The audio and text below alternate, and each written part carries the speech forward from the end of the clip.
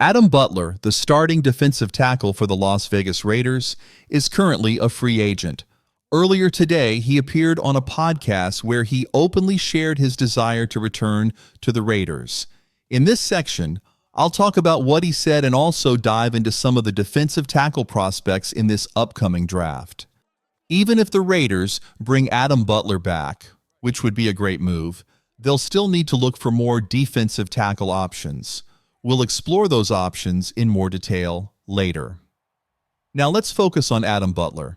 He recently sat down with Hondo Carpenter and had some interesting things to say. Butler expressed that returning to the Raiders would be a dream come true. He emphasized how much he loves the team and the organization, stating that he wouldn't want to play anywhere else. For the Raiders front office, this is a clear sign. They have to bring him back. When you look at Adam Butler, it's clear he's improved year after year with the Raiders. Over the course of his career, he's consistently gotten better. This past season, he ranked among the top 12 run defenders in the NFL, according to Pro Football Focus. While he may not be the prototypical nose tackle who can absorb double teams or clog up the middle, Butler still made a significant impact. He finished 12th in the league in run stops and also ranked in the top 15 for sacks and quarterback hits among defensive tackles. His contributions have been solid, and he's proven his worth. The Raiders need to make sure they bring him back. One of the biggest things we missed this past season was seeing the defensive line come together. Going into the year, we expected a lot from the line, with stars like Max Crosby, Christian, Malcolm Coe, and of course, Adam Butler. If Butler was the weakest link on that defensive line, it would still be a solid group. Unfortunately, we didn't get to see the full potential of the line, but there's hope that with Butler's return, we can finally see it come together next season. For the Raiders to bring Adam Butler back, they'll need to make it happen, but it's not a guarantee yet. There's still uncertainty about his future with the team. However, Butler would likely be a more affordable option compared to some other players. At 30 years old, he's got a lot of experience under his belt. He's not in the same situation as players who started their careers at 20 or 21, because Butler came into the NFL a bit later.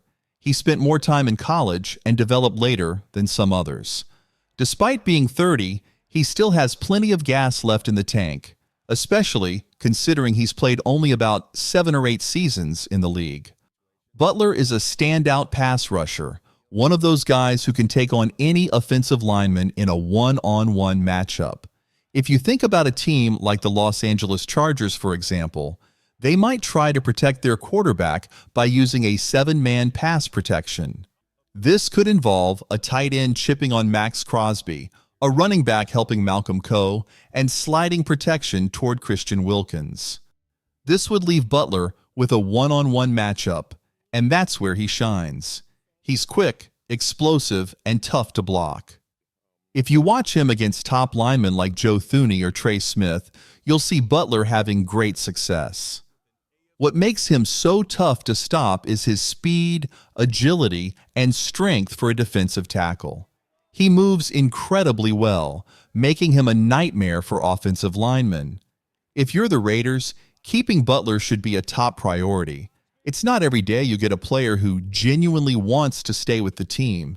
We've seen free agents come and go, with some even leaving after just a season or two.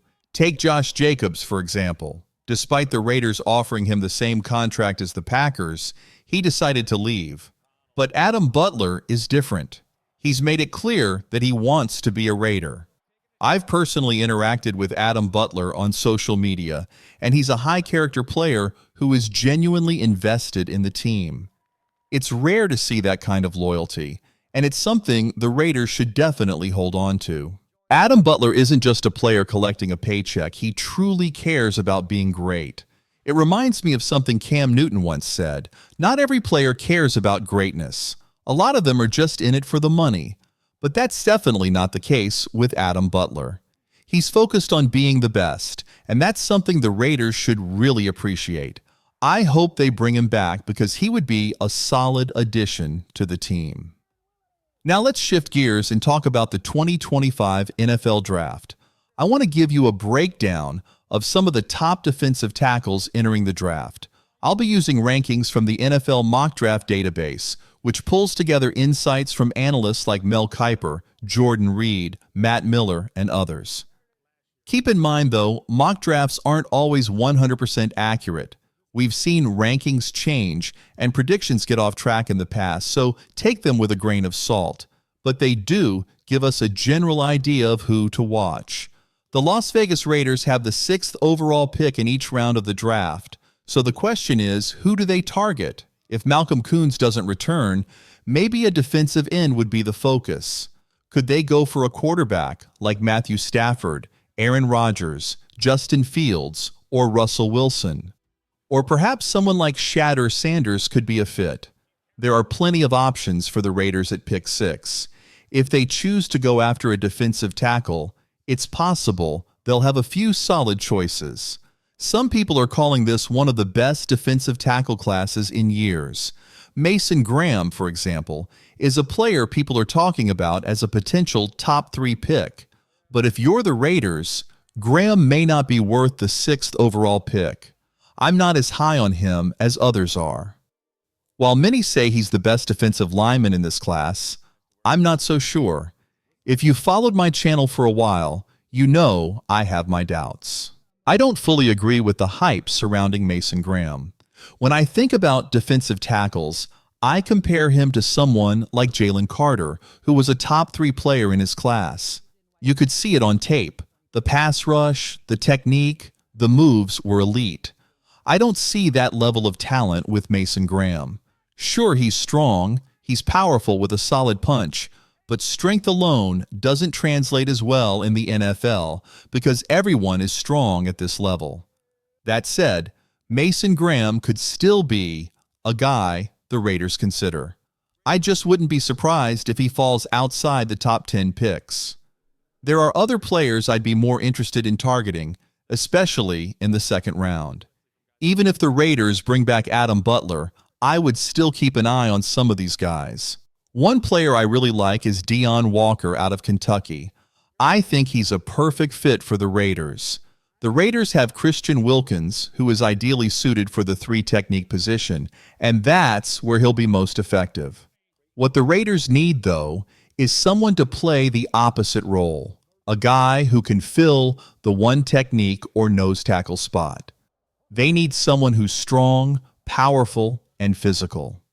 If you're not familiar with the difference, the main distinction is that players in the 1 tech or nose position are often double-teamed by centers and guards, who are typically stronger and more physical.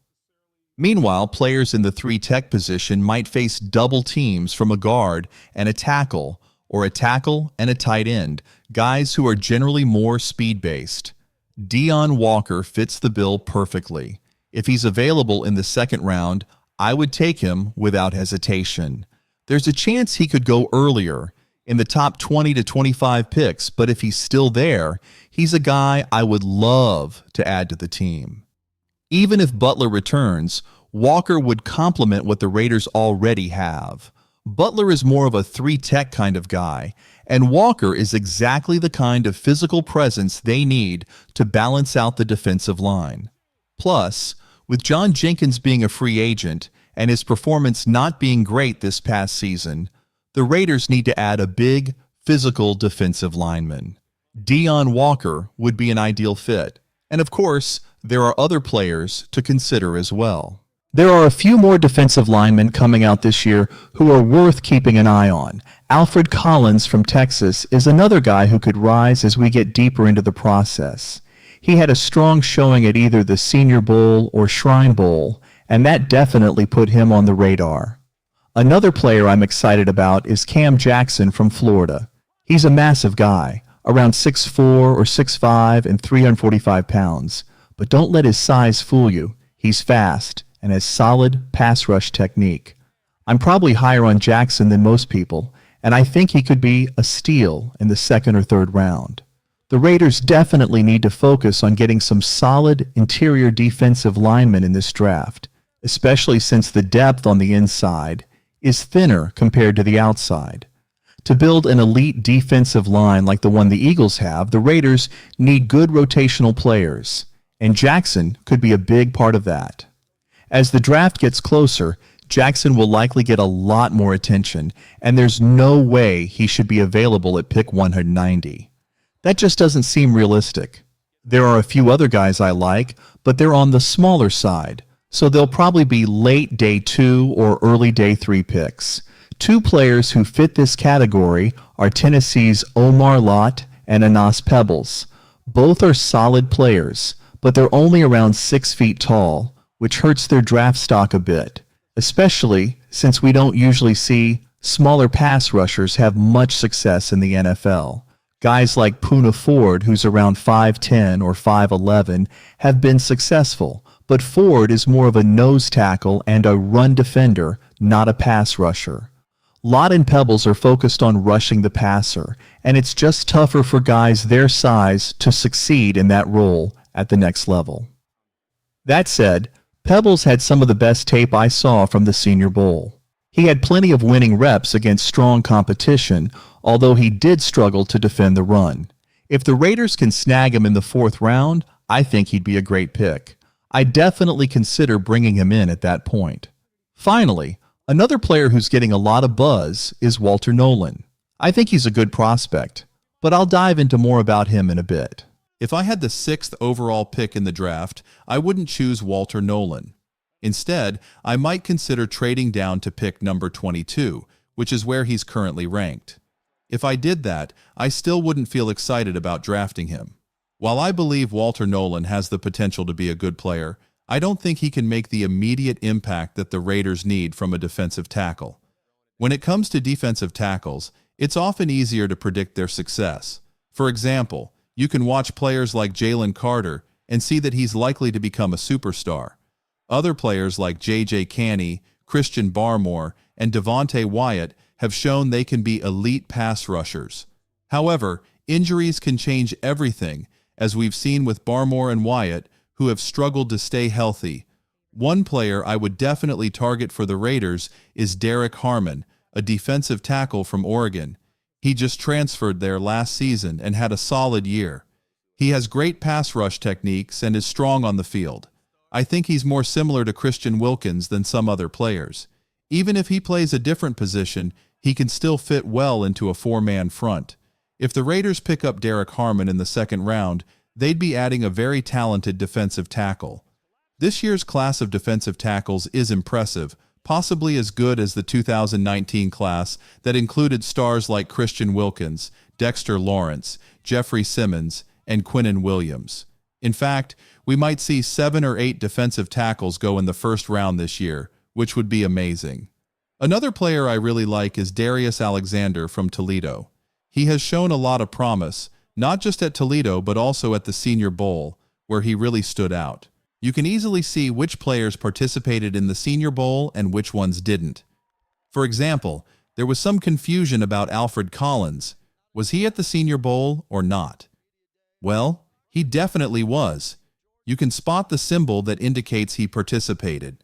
We've analyzed both the Senior Bowl and the Shrine Bowl, and even the Hula Bowl. Speaking of the Hula Bowl, there's a player I really like named Junior Tanu. He showed great character and had a fantastic performance there. He even got invited to the Senior Bowl, where he also had some impressive moments. The Senior Bowl features a lot of talented players, making it challenging to evaluate everyone.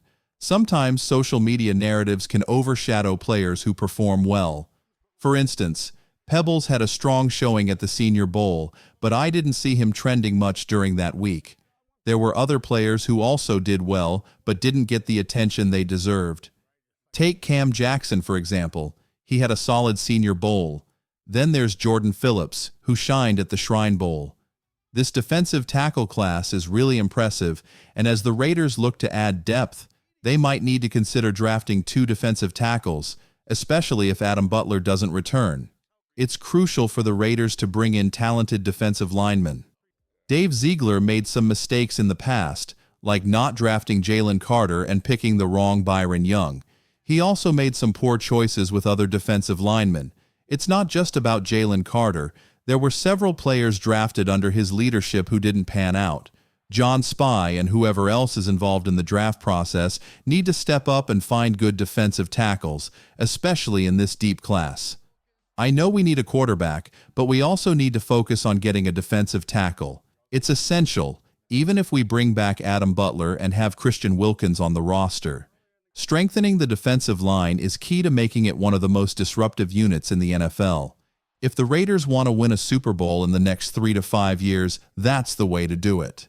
The goal now is to elevate the defensive line to the next level. There's also some news about Champ Kelly and the Raiders that just came out.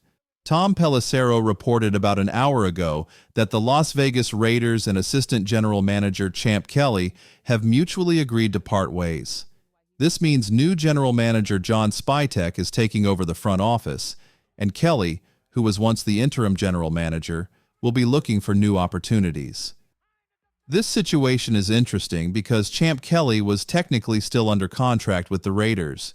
He didn't land a general manager position elsewhere, so it seems like John Spytek essentially fired him, even if they're calling it a mutual decision.